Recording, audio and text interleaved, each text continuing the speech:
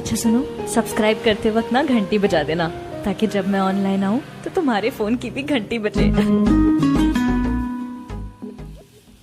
मैं शैलेश कुमार फ्रॉम ऑक्स Arya coaching centre. आज मैं 10वीं क्लास के लिए अरिथमेटिक प्रोग्रेशन लेके आया हूं, जिसको आप लोग हिंदी में समानांतर श्रेणी के नाम से जानते हैं। सबसे पहले मैं आपको ये बताना चाहता हूं कि समानांतर श्रेणी क्या है और साथ में उसके कॉन्सेप्ट्स यानी क्वेश्चंस को कैसे हम लोग टैकल करते हैं। तो सबसे पहले इसका इंट्रोडक्शन, इसके टाइप्स, क्लासिफिकेशन वगैरह मैं आपको पहले डिस्कस करा दूं, फिर मैं प्रॉब्लम्स को लेके चलूंगा और फिर प्रॉब्लम्स को हम लोग डील करेंगे। सबसे पहले ज़रूरी होती है आपको एक एक पहलू के बारे में जानकारी का होना और फिर हम क्वेश्चन को टैकल करेंगे, आसानी से हम लोग टैकल कर पाएंगे। तो सबसे पहले आइए शुरू करते हैं हम लोग अरिथमेटिक प्रोग्रेशन अर्थात समानांतर श्रेणी, जो 10वीं क्लास के लिए एक इम्पॉर्टेंट चैप्टर है। सबसे पहले समझते हैं क्या है ये चैप्टर।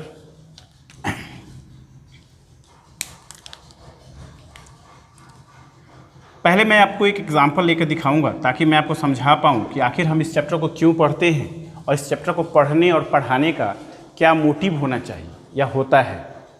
आप बहुत प्रकार के नंबर्स के पैटर्न को देखते हैं और अनुमान लगाते हैं कि अगली संख्या क्या होगी। इसी अगली संख्या को जानने के लिए एक स्पेशल चैप्टर बनाया गया है जिसका नाम है अरिथमेटिक प्रोग्रेशन। आइए देखते हैं इस चैप्टर के में क्या क्या हम लोग सीख पाते हैं। एक एग्जाम्पल मैं आपको समझा रहा हूँ 1, 2, 3, 4, 5 और जैसे मैं पूछूंगा कि इसके बाद क्या कौन सी संख्या होगी तो आप बिल्कुल आसानी से बता पाएंगे कि इसके बाद कौन सी संख्या होगी। क्यों?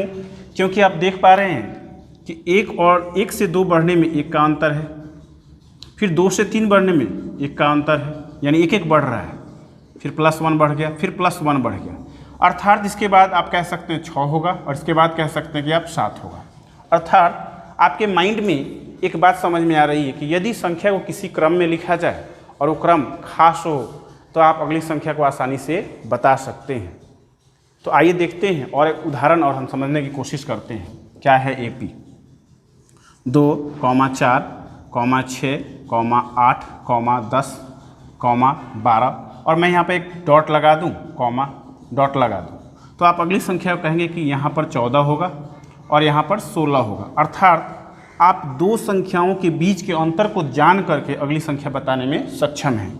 यानी 2 और 4 के बीच का अंतर 2, 4 और 6 के बीच का अंतर 2, 6 और 8 के बीच का अंतर बिल्कुल 2, और 8 और 10 के बीच का अंतर 2, और 8, 10 और 12 के बीच का अंतर 2। इस प्रकार से आप अगली संख्या को आसानी से बता पा रहे हैं। यानी कि मस्तिष्क में आपके एक विचार आ रहा होगा कि यदि दो संख्याओं के बीच का अंतर कोई खास हो तो हम संख्याओं को बहुत आगे तक यानी इनफाइनाइट नंबर्स तक बढ़ा सकते हैं, और इस प्रकार के बढ़ते हुए क्रम को आप कहते हैं समानांतर श्रेणी। जब दो संख्याओं के बीच का अंतर सदैव एक समान राशि आए तो उस प्रकार के संख्याओं के क्रम को हम लोग कहते हैं कि वह समानांतर श्रेणी में है। तो परिभाषा बिल्कुल उदाहरण से स्पष्ट हो गया होगा। आइए देखते हैं definition of progression. Definition of arithmetic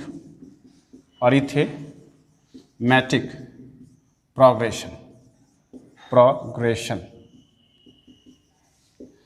definitely हम इसके परिभाषा को बताते क्रम में आपको ये बताना चाहते हैं कि अरिथमेटिक का होता है, अरिथमेटिक अर्थ होता है related to calculation of mathematical numbers, and progression का अर्थ होता है विच इज़ फॉलो कंटिन्यूसली, यानी कि संख्याओं का एक बढ़ता हुआ पैटर्न, क्रम, जिसको हम लोग प्रोग्रेशन कहते हैं। तो आइए जानते हैं अरिथमेटिक प्रोग्रेशन का डेफिनेशन यानी कि परिभाषा क्या होगा, जिसमें हिंदी में लिखूंगा। हेडिंग मैंने दे रखा है इंग्लिश में, लेकिन इसे हिंदी में मैं लिखूंगा क्योंकि बिहार बोर्ड के विद्यार्थी हिंदी में ही पढ़ना पसंद करते हैं। सबसे पहले हम लोग ये जानेंगे कि अरिथमेटिक प्रोग्रेशन का अर्थ क्या होता है, यानी समानांतर श्रेणी की परिभाषा क्या होती है। जब संख्याओं को एक निश्चित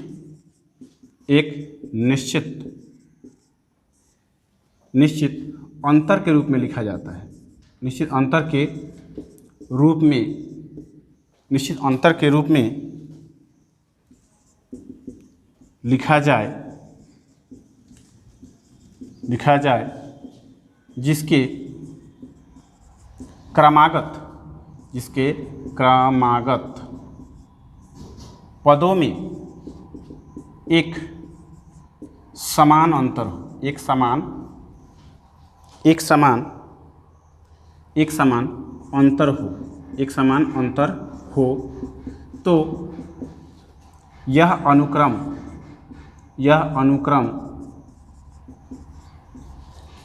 एपी में कहलाता है, एपी में कहलाता है। आइए फिर से इस बात को समझ लें। डेफिनेशन ऑफ अरिथमेटिक प्रोग्रेशन, इसका अर्थ होगा जब संख्याओं को एक निश्चित अंतर के रूप में लिखा जाए जिसके क्रमागत पदों का एक समान अंतर हो, तो यह अनुक्रम एपी में कहलाता है। इसका आप स्क्रीनशॉट ले सकते हैं। आइए जानते हैं टाइप्स ऑफ एपी यानी समानांतर श्रेणी के प्रकार।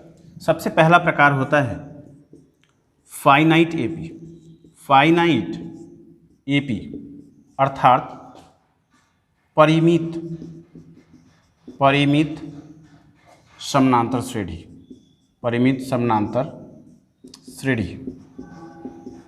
और दूसरा इसका टाइप है इनफाइनाइट एपी अर्थात अपरिमित समानांतर श्रेणी। यानी इन दोनों प्रकार के श्रेणियों के बारे में हम आसानी से जानेंगे और समझेंगे। जैसा कि नाम से ही प्रतीत हो रहा है, परिमित समानांतर श्रेणी, परिमित का अर्थ होता है जिसे हम आसानी से गिन सके, समझ सके, जान सके, और अपरिमित का अर्थ होता है जिसे हम आसानी से नहीं जान सके, यानी इसकी जो नंबर ऑफ टर्म्स हैं वो इनफाइनाइट तक फैला हुआ हो, एक्सटेंड हो, तो उसे हम आसानी से नहीं जान पाते हैं। तो आइए समझते हैं फाइनाइट परिमित समानांतर श्रेणी किसे कहते हैं। एक ऐसा समानांतर श्रेणी जिसके पदों की संख्या निश्चित हो उसे हम बोलते हैं फाइनाइट एपी अर्थात परिमित समानांतर श्रेणी। और एक ऐसा समानांतर श्रेणी जिसके पदों की संख्या अनिश्चित हो, जिसे हम आसानी से काउंट नहीं कर सके, गिन नहीं सके, उसे हम कहते हैं अपरिमित समानांतर श्रेणी या इंग्लिश में इनफाइनाइट एपी। आइए हम एक एक करके इसके उदाहरण को देखते हैं और समझने की कोशिश करते हैं। पहले के लिए उदाहरण, यानी पहला एग्जाम्पल, अगर कोई एपी ऐसा दे रखा हो 1 2 3 4 5 एंड सो ऑन, यहाँ पर अगर 10 दे रखा हो तो आप आसानी से समझ पाएंगे कि यह एपी जो है 1 से शुरू हो रहा है और 10 तक ख़त्म हो जा रहा है, यानी इसमें एक एक का बढ़ता हुआ क्रम है। तो ये एपी में निश्चित रूप से है, और साथ में इसका आखिरी जो पद है वो 10, यानी यहाँ पर ये जाकर स्टॉप हो जा रहा है, यानी कि ये क्या हो जाएगा फाइनाइट एपी, यानी आप इसे कह सकते हैं एफ एपी, यानी कि फाइनाइट एपी। उदाहरण संख्या 2, आप उदाहरण 2 पर ध्यान दें। 1 2 1 3 5 7 9 और ये डॉट डॉट दे रखा हो, यानी आप जान नहीं पा रहे हैं कि 9 के बाद कौन सी संख्या और कितने दूर तक आएगी। यानी एपी में यह निश्चित रूप से है क्योंकि इनमें दो का खास अंतर है। एपी में अवश्य है यह, लेकिन ये कहाँ तक जा रहा है इसके बारे में हमें जानकारी नहीं है, इसलिए हम इसे कहेंगे इनफाइनाइट एपी, यानी अपरिमित समानांतर श्रेणी। यानी दोनों उदाहरणों से स्पष्ट हो चुका होगा कि हमें परिमित एपी किसे कहना होता है और अपरिमित एपी किससे कहना होता है। आप इसका स्क्रीनशॉट ले सकते हैं। डेफिनेशन ऑफ फाइनाइट एपी, यानी कि परिमित समानांतर श्रेणी की परिभाषा जानते हैं कैसे होता है। जब किसी अनुक्रम को, जब किसी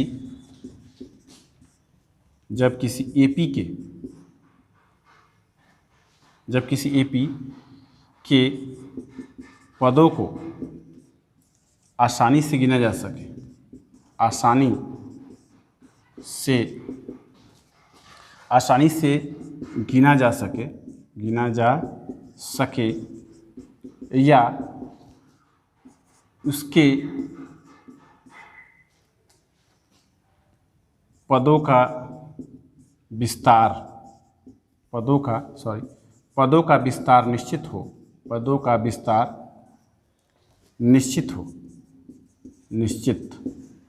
हो तो उसे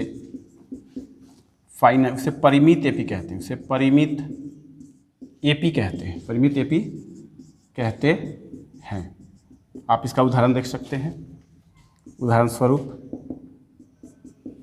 1, 2, 3 एंड सो ऑन 10 तक, यानी कि 1 से लेकर कहाँ तक विस्तार हुआ है इसका 10 तक, यानी इसको हम आसानी से गिन सकते हैं इसके पदों को। इसलिए यह क्या हो जाएगा, परिमित समानांतर श्रेणी हो जाएगा, परिमित समानांतर श्रेणी में होगा, श्रेणी में है।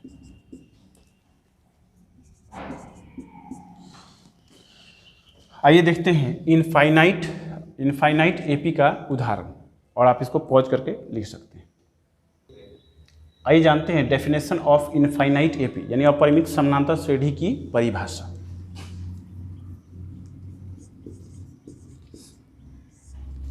जिस एपी के पदों को गिना नहीं जा सके उसे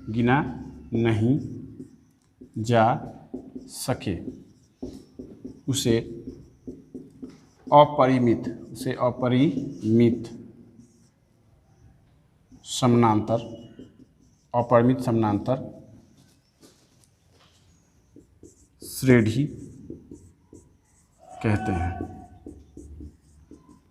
आप उदाहरण देख सकते हैं, यानी फिर से इसको समझ लें। जिस एपी के पदों को गिना नहीं जा सके उसे अपरिमित समानांतर श्रेणी कहते हैं। आइए उदाहरण देखते हैं, जैसे 2, 4, 6, 8 एंड सो ऑन। इसका विस्तार कहाँ तक गया है ये हम लोगों को ज्ञात नहीं है, इसलिए यह इनफाइनाइट एपी में है। इसका आप स्क्रीनशॉट ले सकते हैं। Some important terms of an AP. आइए जानते हैं कि एपी के कुछ महत्वपूर्ण पद क्या क्या हैं और उसे हम कैसे जानते हैं, उसका नाम कैसे हम बोलते हैं या उसके टर्मों को कैसे हम पहचानते हैं, समझते हैं। आइए एक उदाहरण देखते हैं और उदाहरण को देखते हुए हम इस बात को समझने का कोशिश करते हैं कि एपी के पदों को हम कैसे जानते हैं, समझते हैं। जैसे एक एपी को देखें 1, 2, 3, 4, ... 12, यानी यह एक अनुक्रम है, यह एक संख्याओं का एक ऐसा अनुक्रम है जिसे हमें देखना है कि यह एपी में है या नहीं, और फिर हमें उसे पदों को लिखना है। 1 के बाद 2 है, 2 के बाद 3 है, 3 के बाद 4 है, और इसी तरह बढ़ता हुआ 12 तक। यानी 1 और 2 में कितने का अंतर है, 1 का। 2 और 3 में 1 का अंतर है, 3 और 4 में 1 का अंतर। इसी प्रकार से यह अंतर बढ़ता हुआ 12 तक पहुँचा हुआ है। इसका अर्थ यह है कि यह एपी में है, यानी हम समझ पाएँ कि यह एपी में है। अब हमें क्या करना है कि इनके पदों को समझना है। अब हमें इसके पदों को समझना है। तो एक को हम क्या कहेंगे, यानी ये पहला पद जो है इसे हम ए से जानते हैं, यानी एक इक्वल टू हो जाएगा 1, यानी कि एक को हम कहेंगे प्रथम पद, यानी इसको हम लोग कहेंगे प्रथम पद, यानी फर्स्ट टर्म, प्रथम पद। हम देख पा रहे हैं कि दोनों पदों में अंतर कितने का है, 1 का अंतर है। 2 में से 1 घटाएंगे तो 1 आ जाएगा। फिर उसी प्रकार 3 में से अगर हम 2 घटाएंगे तो 1 आ जाएगा, और 4 में से 3 घटाएंगे तो भी 1 आ जाएगा। इसका मतलब आप लिख सकते हैं CD, यानी सार्वअंतर, 1 का सार्वअंतर है। इसको हम लोग बोलते हैं कॉमन डिफरेंस। अगर हम लोग इसी तरह से आगे जाएं तो ये 12 जो है वो अंतिम पद है, यानी कि अंतिम पद को हम TN के द्वारा दर्शाते हैं या AN के द्वारा दर्शाया जाता है। TN कहें या AN कहें, ये हो जाएगा 12। और इस प्रकार से 1 से लेकर अगर 12 तक कोई पद फैला हुआ है तो इसका अर्थ है कि उसमें कितने टर्म है, 12 पद है, अर्थात n बराबर हो जाएगा 12। यानी कुल मिलाकर आप ये समझ पा रहे हैं कि इसमें कम से कम 4 चीज़ों की चर्चा की गई होती है। प्रथम पद, सार्वअंतर, अंतिम पद और पदों की संख्या। यानी इनको हम कहेंगे पदों की संख्या। पदों की संख्या, ध्यान रखेंगे बच्चे लोग, पदों की संख्या। CD को हम लोग कहते हैं, CD का एक और नाम होता है, CD का अर्थ होता है सार्वअंतर, यानी कि कॉमन डिफरेंस।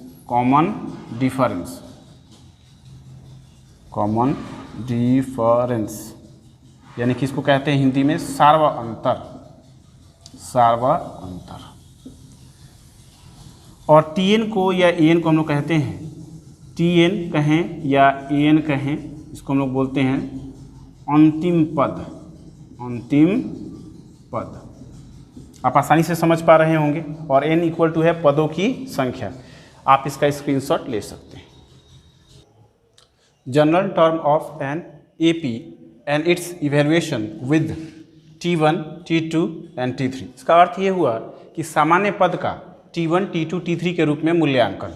यानी कि कभी कभी आप लोग प्रश्न में देखे होंगे कि Tn इक्वल टू n² + 1 इस टाइप से लिखा हुआ होता है, जो आप एक्सरसाइज 5.1 में देख सकते हैं। तो उसी के ऊपर हम चर्चा कर रहे हैं। पहले मैं आपको अपने से कुछ एग्जाम्पल देकर समझा रहा हूँ कि उसे हम कैसे समझते हैं और कैसे बनाते हैं। एक एग्जाम्पल मैं क्रिएट कर रहा हूँ। पहला एग्जाम्पल, यदि आपको ऐसा दिया हो कि Tn इक्वल टू 2n+1, तो T1, T2, T3 ज्ञात करें। कुछ ऐसा सवाल दिया हो तो हम इसे कैसे ज्ञात करते हैं, आइए देखते हैं। सबसे पहले इसमें टैग को इस्तेमाल करने हमें अच्छे से आना चाहिए। पहले इसका सोल्यूशन बनाते हैं बच्चे लोग। सिंस Tn इक्वल टू दिया है 2n+1, यानी Tn का वैल्यू कितना दिया गया है 2n+1। इसका अर्थ हुआ कि 2 × n+1। अब हमें क्या ज्ञात करना है T1,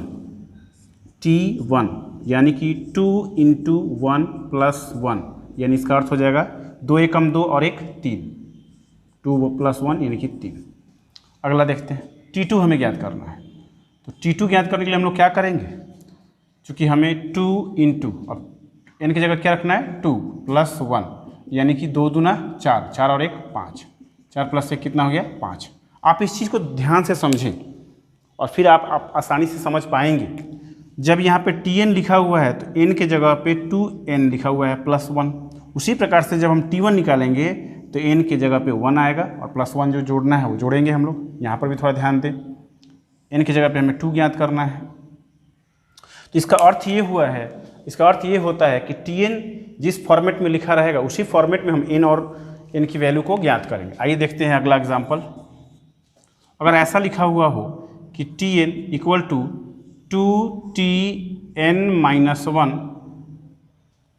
तो T3, T4 को ज्ञात